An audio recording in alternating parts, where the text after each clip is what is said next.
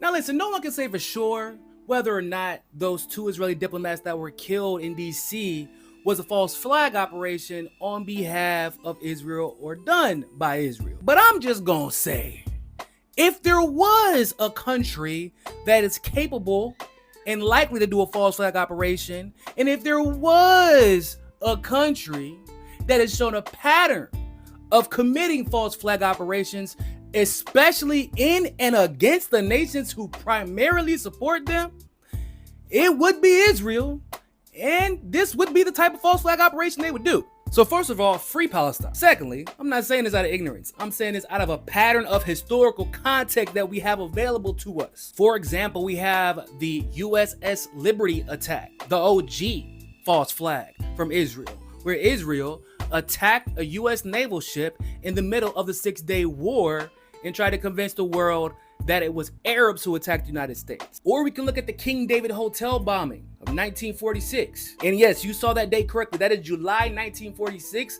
just a couple of months after Great Britain and the rest of the West handed Palestine over to Israel. Israelis, disguised as Arabs, bombed the King David Hotel, killed a bunch of British citizens, and the goal was to get Great Britain out of Israel while blaming Arabs. Or we can look at Operation Susanna. Now, this was a failed false flag attempt carried out by Israel in Egypt in 1954. In this failed operation, Israel planted bombs in American, British, and Egyptian civilian targets like cinemas, libraries, etc., hoping to undermine American confidence in the Egyptian government. Now, although thankfully this was a failure, the goal was still the same: kill innocent individuals and place blame on somebody else in order for Israel to achieve its desired goals. So what I'm trying to say is that it's important to free Palestine. But in addition to that, Israel has a habit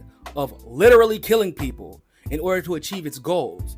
And it seems like they kill people in their allied nations because their allied nations will protect them and give them cover as they commit these false flag operations. I mean, we're still trying to figure out what that whole dancing Israeli thing is about. If you know, you know, and if you don't know, you should look it up. And at that point, we were taken for another round of questioning, this time related to our allegedly being members of Mossad. The fact of the matter is, we are coming from a country that experiences terror daily. Our purpose was to document the event. Secondly, I think the equivalent of saying Hail Hitler or believing in Hitler's ideology would literally be genociding an entire